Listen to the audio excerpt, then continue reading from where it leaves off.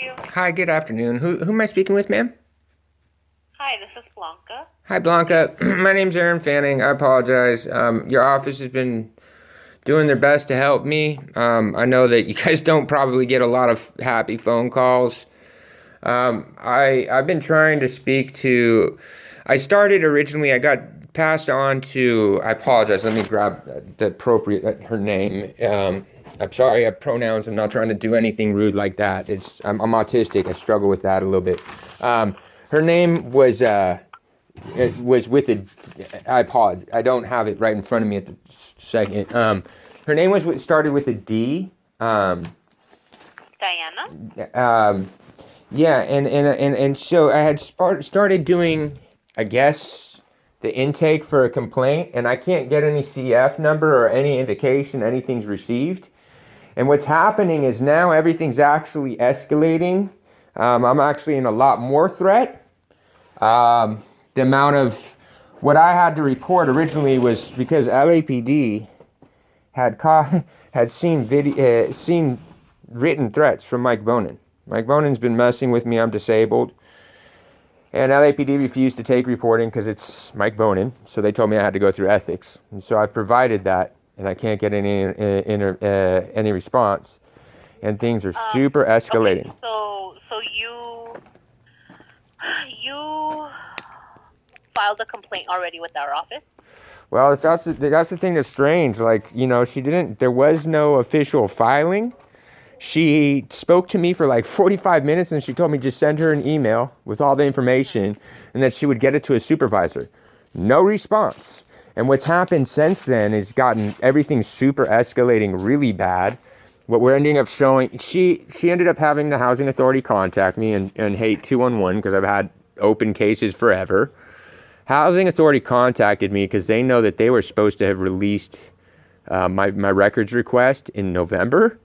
And they don't. And the reason that they won't is that they found in my records request, because I asked for specific emails also, not only do I have defrauded HUD and HACLA contracts, meaning I thought I had contracts to be there, they're voided out.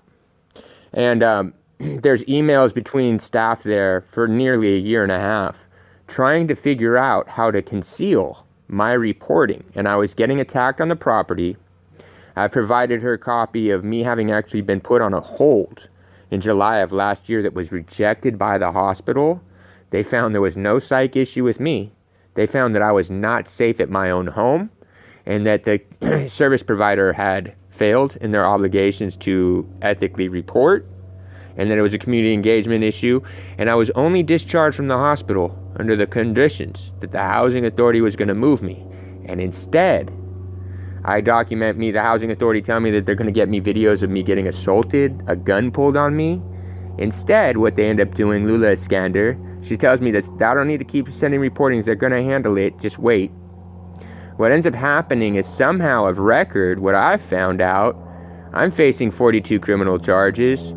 Apparently, they have been manipulating LAPD records to claim, because they hid all of my reporting, they claim that I live in encampments. And they've been trying to come after me saying that I live in encampments, trying to conceal the citations at the property, the threat to my life. LAPD sat down on 5 violent crime reports off of that property. And I also got assaulted by an LA Can network employee, an elected official, July 5th, Matt Fisher. And so they keep hiding these. And apparently, while I was filing an internal affairs complaint about this ongoing escalating threat that I can't even get reporting in, that I've had to have someone come and get me out of the county, I've had adult protective services open since April. I got picked up, and now they've started presenting more cases against me for filing internal affairs complaints, and they're furthering claiming that I live in yet a third encampment now. They first said that I lived at the encampment at Venice and Sawtell. Then they said I lived at the church. Both of those places have burned. Now they're saying that I live in the back of the trading post on Main. Issue is I have supportive housing with VCH and Carol Sobel. I'm on 200 Lincoln Boulevard. I have programs in housing. The thing is I should have been relocated last year. Nobody wanted to be accountable about that, and they just figured that we're all scumbags anyway, so they kind of dismissed me for a while. Well, Housing Authority has me in a unit that they have cited since January of last year as a life threat. They were surprised to find me inside of it because in May of 2018, it actually killed the last tenant. And why they were real surprised that I was in it is because the city, HCIDLA, had already documented that it was an illegal unit before it killed Alan. So they're super upset that I've been like civilly reporting. I just wanted to get out of there, and that's what, like, you know, after the hold, I went super compliant on the hold. That's why it probably went in my favor, because I don't know what a hold is, you know, and why would I think that anybody was trying to harm me? And I figured, okay, cool, things will get abdicated. Finally, they're going to get me away from the guy that's been threatening me for months. And instead, you know, and I was super compliant, and doctors were weirded out. They're like, why are you here? I was like, because I got attacked and I think this is getting abdicated. They're like, no. You chased someone with a weapon. I was like, whoa, super crazy. But just like I'm saying, I'm victimized. Please tell me there's the police report. So it's being abdicated so that no one's getting They saw there was no police report. They were like, yeah, this is not right. And so I ended up getting attacked by that same dude again in September and losing my bathroom door on video. To responding LAPD, VCH refuses to identify the suspect. So I've been dealing with an eviction with VCH since October. They tried to file a retaliatory one for my civil reporting that they can't comply with, my unit. Sure enough, what ends up happening then is that's still ongoing, which shouldn't happen. I never got served. Someone paid for a trial in my name, whatever. I just started to be accountable, trying to keep showing up. Been dealing with the ADA coordinator and Miriam Doctor. And the problem is that this all cycles back down to LA CAN network. So I couldn't get representation. Legal aid was giving me behaving very strangely for the year. Well, Stay Housed LA option just came up. So I registered November 14th and I qualified. And I was assigned Besthetic again. And so I tried to deal with Besthetic. Besthetic played me really bad for almost a month. They tried to demand that I just abandon my home and then just give up my home and they'll just drop the eviction. I was like, yeah, no, you guys can't even have me in eviction. This is supposed to be getting abdicated by the Housing Authority, but no. And then so I tried to contact Stay Housed, be like, what's going on? They waited till the day before trial to tell me that they can't even get me my court paperwork.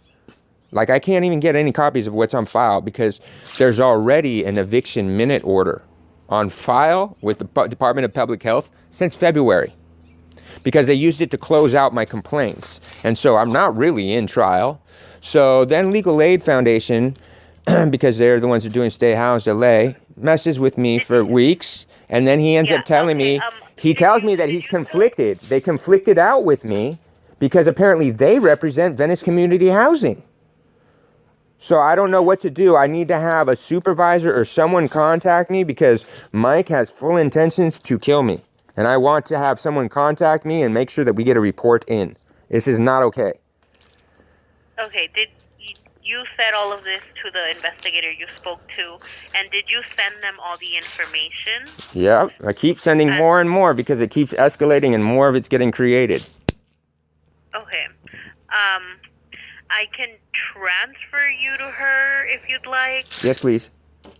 Okay, 1 second. For more information, visit easily.com. Latina Empowerment Day 2020 is here. Join Hispanics Organized for Political Equality, HOPE, for a regional virtual event series. We'll address local COVID-19 economic and health updates, prepare for a secure financial future through retirement savings, and learn how leadership today can make an impact today by serving on council. This session is free and open to all, but registration is required.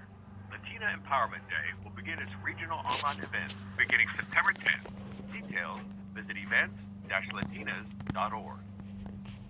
Join Animal Society September 13th for a brand new COVID-19 style adoption event. Adopt a kitten from your car. Stay socially distant from the safety of your car while viewing their available kittens. Then complete the adoption process from one of their reserved parking spots. Take your kitten home the same pre-packaged kitten start kit for purchase. Please sign up in advance. Walkthroughs are welcome. Masks required. The hidden drive-through adoption event happens September 13th. For more information, check out their listing on Eventbrite.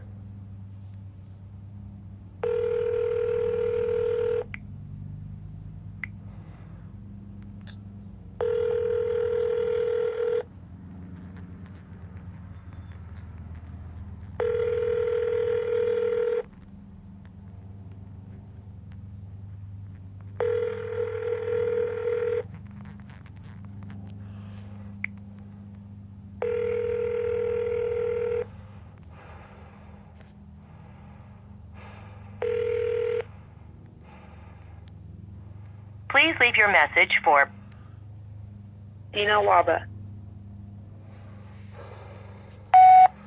Dina, this is Aaron Fanning calling. This is really escalating. The threat that I'm under is escalating. You advised me that you would make sure that proper authorities were alerted.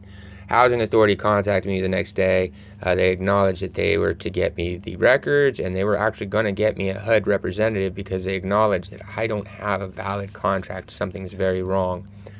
Things are escalating all the way around. My life is at threat. I am not safe. Legal Aid Foundation decided to tell me yesterday they finally conflicted out with me after not disclosing that to me for 14 months because they represent VCH, so I don't even have equitable access to the courts.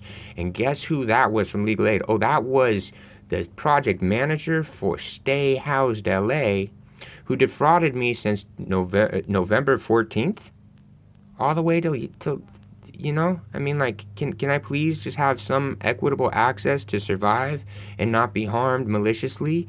Have come to find now that there's been another police report, and they're trying to, yet again, deal and take in considerations of false reports alleging that I live at 1500 Horizon, at yet another encampment. This needs to stop. Please make sure that someone contacts me back.